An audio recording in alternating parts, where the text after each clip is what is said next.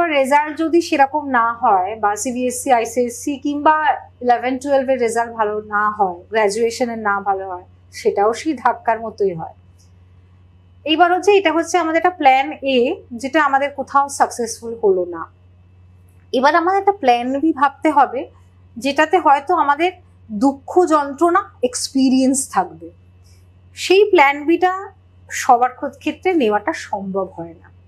এই যে আপনি বললেন যে সাবস্টেন্স অ্যাবিউজ, নেশার কথা, নেশা বিষয়টা আসেই, এবং ছেলে মেয়ের মধ্যে এখন তো উভয়ে দেখি নেশার বিষয়ে আসক্তি আসে।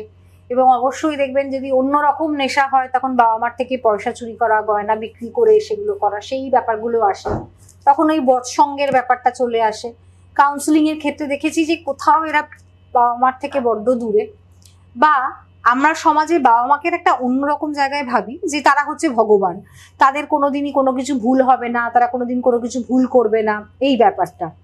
এবার ওইখান থেকে কি হয়, ব্রেক হয়ে যায়, যে আমরা কোথাও আমাদের এক্সপেকটেশনগুলোতে গুলিয়ে ফেলি। বাবা মাও ছেলে মেয়ের প্রতি প্রচন্ড এক্সপেকটেশন, ছেলে মেয়েদেরও বাবা মার প্রতি এক্সপেকটেশন, ব্যাপারটা পুরোটাই গুলিয়ে যায়।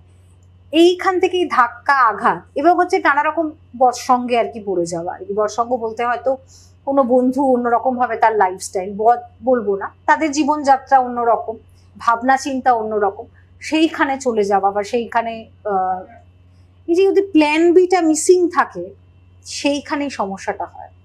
যে হতে পারে যে আমি একটা সেকেন্ড চান্স নিই, এই সেকেন্ড চান্স নেওয়ার আগেই ধাক্কাটা হয়ে যাচ্ছে।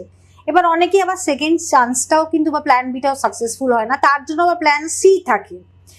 তো কি হয়, জীবনের এই ধাক্কাগুলো নিয়ে এগিয়ে যাওয়াটা একটা চ্যালেঞ্জিং।